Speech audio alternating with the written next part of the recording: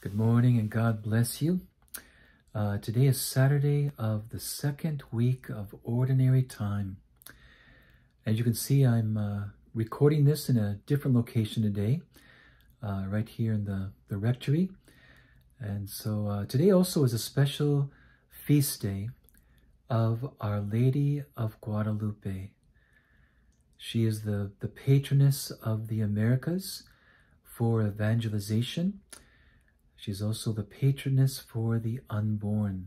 And it's a beautiful story. It's a day where it would be good for all the faithful to read the story of her appearance to Juan Diego, that simple peasant man back in 1531. It all started on the day of December 9th. And Our Lady, when she appears at different times throughout history, there's something worthy of note here, that sometimes she asks for a chapel to be built or a church, or sometimes just the result of the apparition, the appearances, result in the building of a church on that site for pilgrims.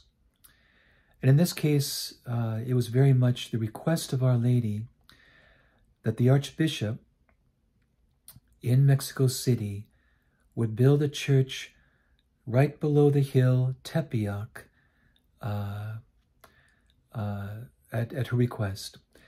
And the reason why this is so significant is because of the way that God has chosen to work and to communicate grace, the grace that Jesus obtained for us by his death and resurrection.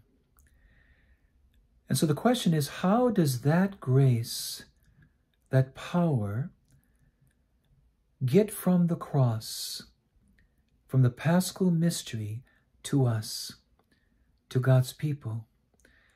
As we look through the revelation of Jesus Christ to the apostles that we find in the Gospels, we see that it's God's express intention and desire to communicate this grace through sacramental channels, through sacraments. So we see Jesus talking about baptism. We see Jesus instituting the sacrament of confession after the resurrection in the Gospel of John. We see Jesus instituting the Eucharist at the Last Supper.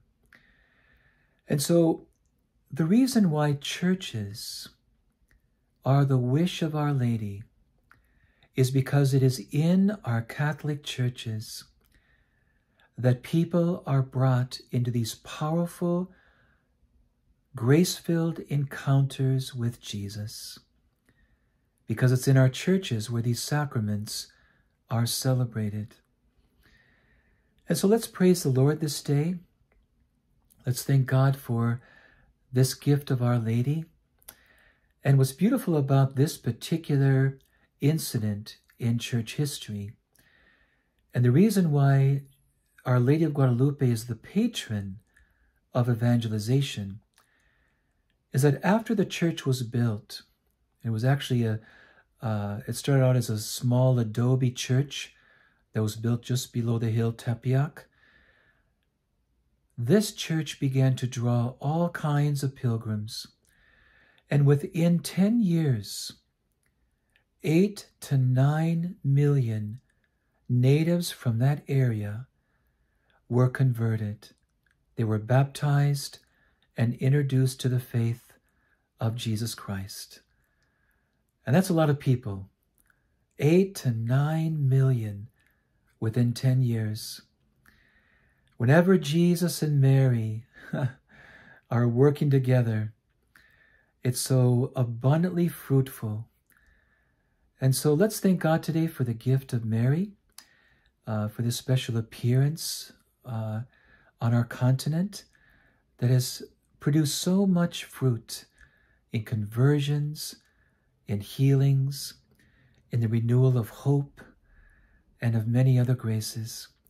So may she bless you today. May she she take you and your family into the folds of her mantle. May you know of her nearness to you this day and her maternal and tender embrace. And may she obtain for you many blessings and many graces from her Son. So God bless you, and I'll see you next time.